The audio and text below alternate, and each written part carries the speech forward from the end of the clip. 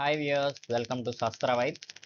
రేపటి round 1 allotment results కోసం అందరూ వెయిట్ చేస్తున్నారని అనుకుంటున్నాను.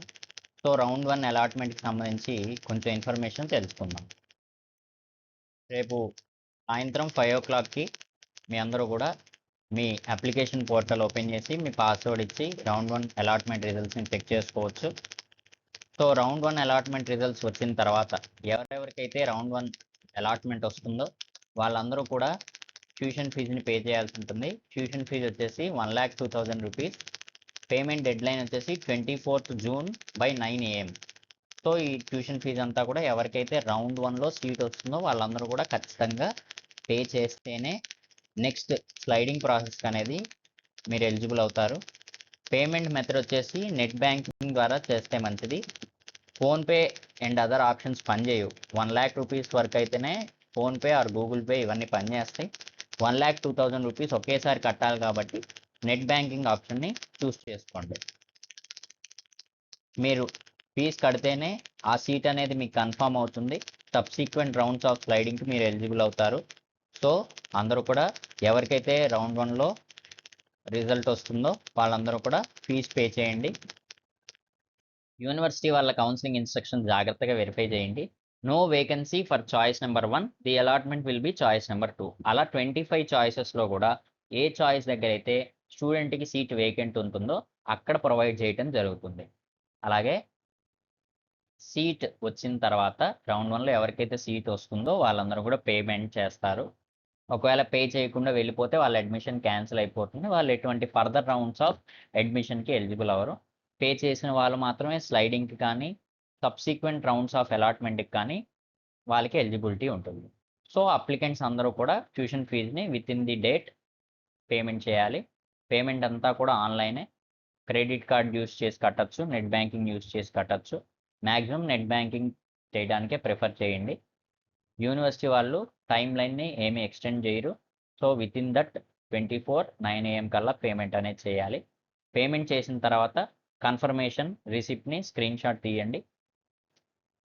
మీకు యూనివర్సిటీ దగ్గర నుంచి విత్ ఇన్ 2 to 3 డేస్లో కన్ఫర్మేషన్ అనేది వస్తుంది. వన్స్ మీకు ట్యూషన్ ఫీజు అనేది పేమెంట్ కన్ఫర్మేషన్ వచ్చిన తర్వాత మీకు అడ్మిషన్ లెటర్ అనేది యూనివర్సిటీ దగ్గర నుంచి రావటం జరుగుతుంది. ఒకవేళ రౌండ్ 1లో స్టూడెంట్కి సీట్ రాకపోతే వాళ్ళు ఏం కంగారు పడాల్సిన అవసరం లేదు. వాళ్ళు సబ్సిక్వెంట్ రౌండ్స్కి అలాగే మెర్జ్డ్ రౌండ్స్కి క్వాలిఫై అవుతారు. సో అక్కడ వాళ్ళకి సీట్ వచ్చే ఛాన్స్ ఉంది. ఇప్పుడు 100లో 100 మెంబర్స్ కూడా ట్యూషన్ ఫీజు పే చేసి మాకు స్లైడింగ్లో కోర్స్ ఏం మారట్లేదు అంటే చెప్పలేము. ఇప్పుడు 100 మెంబర్స్ కూడా పేమెంట్ చేస్తే స్లైడింగ్లో వాళ్ళు విత్డ్రా అయ్యి అక్కడ వేకెన్సీ క్రియేట్ అయ్యి మిమ్మల్ని ఆ సీట్కి షిఫ్ట్ చేయాలంటే చాలా టైం పడుతుంది. సో స్లైడింగ్లో మీ యొక్క సీట్ 100% మారుతుంది అని చెప్పలేము, 100% మారదు అని చెప్పలేము. సో అక్కడ వేకెన్సీ ఉంటేనే మీరు స్లైడ్ అవ్వడానికి ఛాన్స్ ఉంది. వేకెన్సీ లేకపోతే ఎటువంటి స్లైడింగ్ అనేది ఉండదు. స్టూడెంట్ ఏ రౌండ్ దగ్గర ఏ సీట్ అయితే స్టూడెంట్కి వస్తుందో అక్కడ మాత్రమే పేమెంట్ చేయాలి. స్టూడెంట్కి ఒకవేళ సీట్ రాకపోతే పేమెంట్ చేయొచ్చా ఫస్ట్ రౌండ్లోనే అంటే కుదరదు. ఎక్కడైతే స్టూడెంట్కి సీట్ వస్తుందో అక్కడ మాత్రమే స్టూడెంట్ అనేది పే చేయాలి. June 30 దగ్గర నుంచి విత్డ్రాల్ ప్రొసీజర్ అనేది స్టార్ట్ చేస్తారు.